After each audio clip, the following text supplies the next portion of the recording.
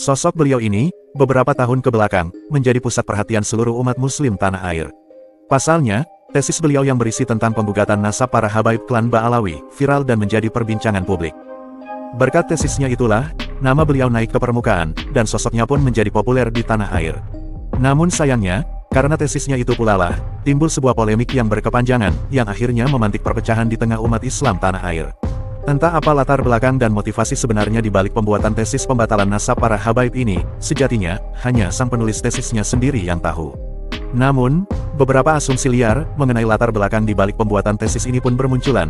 Ada yang menyebut bahwa pembuatan tesis ini dilatar belakangi karena adanya muatan politik.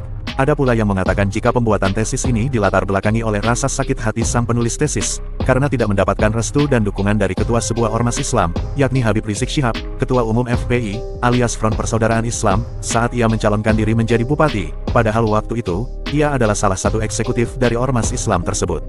Walhasil, gara-gara hal itu, katanya, ia pun akhirnya sakit hati dan merasa dendam, lalu sengaja membuat tesis berisi tentang penggugatan dan pembatalan nasab para habaib klan Ba'alawi.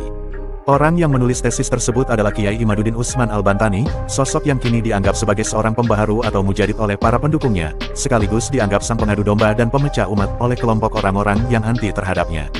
Mengutip dari berbagai sumber, dikatakan jika Kiai Imad ini, lahir pada tanggal 15 Agustus tahun 1976, di Kampung Cempaka, Desa Kresek, Kecamatan Kresek, Kabupaten Tangerang, Banten. Beliau adalah anak dari pasangan Ki Sarman dan Nyai Syuwaroh. Konon, Kiai Imad ini, nasabnya dari jalur sang ibu, itu masih memiliki trah keturunan kerajaan Sumedang Larang dari Raden Arya Wangsakara.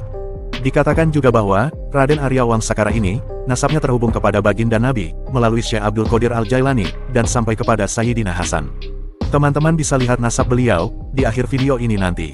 Sedangkan nasab dari sang ayah, yaitu Ki Sarman, konon, itu tersambung kepada salah seorang tokoh penguasa Jakarta di abad ke-17, yang bernama Pangeran Jayakarta Wijayakrama.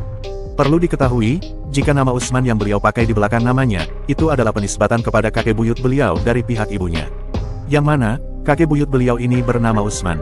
Diketahui jika saat ini, Kiai Imad menjadi pengasuh pondok pesantren Nahdlatul Ulum, yang ada di wilayah Kresek, Kabupaten Tangerang, Banten. Selain menjadi pengasuh pondok pesantren Nahdlatul Ulum, Kiai Imad ini, juga diketahui menjadi waketum, alias Wakil Ketua Umum Ormas Perjuangan Wali Songo Indonesia Laskar Sabilillah, PWILS. PWILS sendiri, adalah sebuah ormas Islam yang mewadahi, menaungi, dan mengakomodir semua anak keturunan para Wali Songo di seluruh tanah air. Yang mana, Kiai Imad ini, bersama-sama dengan para koleganya yang antipati terhadap para habaib, semisal Gus Fuad Pleret, Gus Abbas Buntet, dan yang lainnya, mereka semuanya, di bawah naungan ormas PWILS ini, menggaungkan propaganda masif tentang isu pembatalan nasab para habaib, dan menyerukan kebangkitan para ulama lokal. Adapun mengenai latar pendidikan dari Kiai Imad sendiri, itu terbilang cukup lumayan mentereng, yang mana diketahui, jika beliau adalah seorang magister agama, lulusan S2 Institut Ilmu Al-Quran, Jakarta, dan beliau ini juga merupakan sarjana agama, lulusan S1 Universitas Islam Negeri Banten.